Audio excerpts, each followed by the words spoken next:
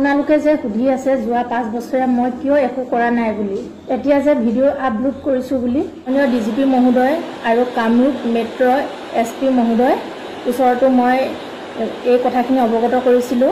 আৰু এতিয়া লখিমপুৰ ডিস্ট্ৰিক্টৰ এছপি ছাৰৰ ওচৰতো মই এই কথাখিনি অৱগত কৰিছিলো লখিমপুৰ এছপি ছাৰৰ ওচৰত মই সকলো তথ্য দিয়াৰ পাছতো তেখেতে কৈছে যে 18 বছৰ তলৰ যদি হয় তেতিয়াহে তেখেতলোকে ইনভেষ্টিগেশ্যন কৰিব যদি 18 বছৰ ওপৰ হয় তেখেতলোকে হেনো কোনো ইনভেষ্টিগেশ্যন নকৰে আৰু এইটো তোমালোকৰ পাৰ্চনেল মেটাৰ গতিকে আমি একো কৰিব নোৱাৰোঁ বুলি তেনেকৈ ক'লে আপোনালোকৰ যদি বিশ্বাস হোৱা নাই তেওঁলোকৰ ৰেজিষ্টাৰ বুকখনত মোৰ নামটো পাব কিন্তু আজি পৰ্যন্ত তেওঁলোকে একো একশ্যন নল'লে মই সকলো তথ্য প্ৰদান কৰিছিলোঁ মোক তেওঁলোক দুইটাই মিলি যিমানখিনি অত্যাচাৰ কৰিছিলে সকলো কথাই তেওঁলোকৰ আগত অৱগত কৰিছিলোঁ আৰু এতিয়া আহোঁ দ্বিতীয়টো অডিঅ'ৰ কথালৈ মোৰ ছোৱালীজনী মোৰ স্বামী সত্যজিৎ বৰাই মোৰ পৰা কাহি লৈ গৈ কুহিলৈ ফোন কৰিবলৈ বাধ্য কৰাইছিল মোৰ ছোৱালীজনী বিচাৰি যেতিয়া মই সত্যজিৎ বৰালৈ ফোন কৰিছিলোঁ তেতিয়া সেই ৰেকৰ্ডিংটো শুনক ক'ত আছা তুমি ক'ত আছে আপুনি কাম কৰক হা আপোনাক মই একদম ধুনীয়াকৈ কৈছো ক'ত আছে মোক নালাগে তুমি ছোৱালীজনী ক'লৈ নিলা ছোৱালীজনী মোৰ লগত আছে ছোৱালী মোক ছোৱালী য'তেই আছে মোক ছোৱালী লাগে ইমিডিয়েট মোক ছোৱালী লাগে আপুনি ধুনীয়াকৈ আপোনাৰ ৰাস্তা ধৰক যাওক ছোৱালী কোনো নাপায় ৰুমৰ কথাখিনি মই তোমাৰ ৰুমতে মই শেষ কৰি দিম মইতো কোনো কাৰণত মই তাতে নাযাওঁ যিমান যি শেষ হলো এটা নহয় গোটেই বংশ পৰিয়াল তাত আহি ৰুমিলো মই নাযাওঁ মোক ছোৱালী লাগে মুঠতে ছোৱালী লাগে মই মোৰ লাইফৰ ডিচিশ্যন মই লৈ লৈছো তাৰ আপুনি বেয়া পালে ছোৱালী মোৰ হয় ছোৱালী কষ্ট কৰি মই ডাঙৰ দীঘল কৰিলে আপুনি বহুত কৰিলে দিয়ক ধন্যবাদ আপুনি যি কাম কৰিলে আজি খুব ভাল কাম কৰিলে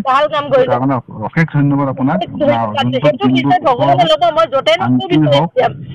নহ'লেও মই বিচাৰি উলিয়াম য'তে নহ'লেও মুঠতে ছোৱালী লাগে বুলি ছোৱালী লাগে মোক ছোৱালী লাগে বুলি ছোৱালীৰ লগত কথা পাতিবলৈ ছোৱালী মোৰ হয় মোৰো হয় ছোৱালী মোৰ হয় ছোৱালী মোৰ লগত আছিলো তইতো ঘূৰি ঘূৰি ফুৰিছিলি মোৰ ছোৱালী মোৰ হয় ছোৱালী সময়ত পাইছো সঠিক সুবিধা লৈ মই ছোৱালীজনী ল'ব থাকিবি মোৰ ছোৱালী লৈ পিনে মোৰ ছোৱালী মই য'ত ৰাখো মোৰ কথা মই ভিক্ষা কৰি খাম তাই মোৰ ছোৱালী লাগে মুঠতে তই শেষ কৰি দিম আজি শেষ কৰি দিম তোক মোক ছোৱালী লাগে মোক চাওক আপোনাৰ সেই জেগা আপোনাক এৰি থৈছো ধুনীয়াকে আপুনি তাত যেনে ধৰণে থাকে যেনে ধৰণে যি কৰে সেইটো আইনী ছোৱালী লাগে হ'ব আপুনি আমনি নকৰিব যেন মই অনুৰোধ কৰিলো আৰু এনেকৈয়ে ছোৱালীজনী লৈ যায় আৰু কুহিৰ লগত কথা পাতিবলৈ কয় যে মই তাইৰ ঘৰৰ মানুহসকললৈ ফোন কৰি ক'ব লাগে যে আমি তিনিওটাই লগতে থাকিম বুলি আৰু এনেকৈ কোৱাৰ পাছতহে মোৰ ছোৱালীজনী এৰি দিম বুলি ভাবুকি দিয়ে সিহঁত দুয়োটাই আৰু সেই অডিঅ' কলটোৰ দিনা মোৰ মানুহজনে মোক মাৰপিট কৰি আৰু মূৰত পিষ্টল থৈ পাপৰিক লগ কৰিবলৈ মোক লৈ গৈছিলে আৰু তাতে গৈ পাপৰি কলিতাৰ লগত মোক ফটো উঠাইছে আৰু ছোৱালীজনীকো দুটামান ভিডিঅ' বনাইছে পাপৰি কলিতাই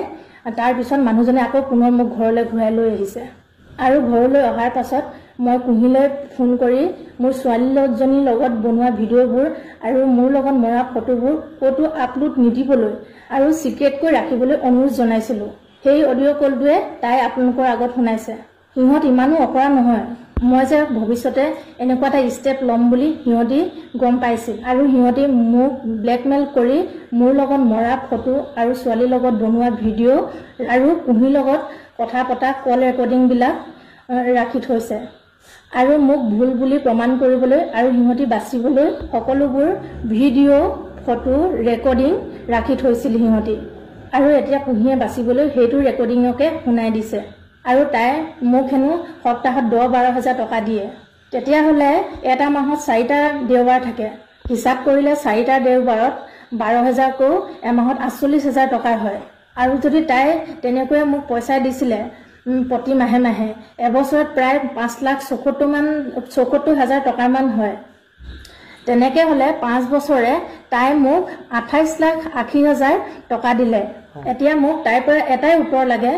28,80,000 টকা আপুনি মোক কোনটো একাউণ্টত ভৰাই দিছিল 28,80,000 টকাটো বাদেই দিছোঁ আপুনি মোক মোৰ একাউণ্টত কোনোবা এটা মাহত দিয়া ৰিচিপ্ট বা স্ক্ৰীনশ্বট এটা তথ্য সহকাৰে দিয়কচোন মোৰো চাবলৈ বহুত মন গৈছে এতিয়া মই বিশেষকৈ আপোনালোকক ক'ব বিচাৰিছোঁ আপোনালোকে কৈ আছে যে এইবোৰ ভিউজৰ কাৰণে ভিডিঅ' বনাই আছো বুলি হয় আপোনালোকে ভিউজৰ বাবে ভিডিঅ' বনাব পাৰে মই কিন্তু ভিউজৰ বাবে ভিডিঅ' বনোৱা নাই মোৰ আৰু মোৰ ছোৱালীজনীৰ জীৱনটো ধ্বংস হোৱাৰ বাবেহে ভিডিঅ' বনাবলৈ আৰম্ভ কৰিছোঁ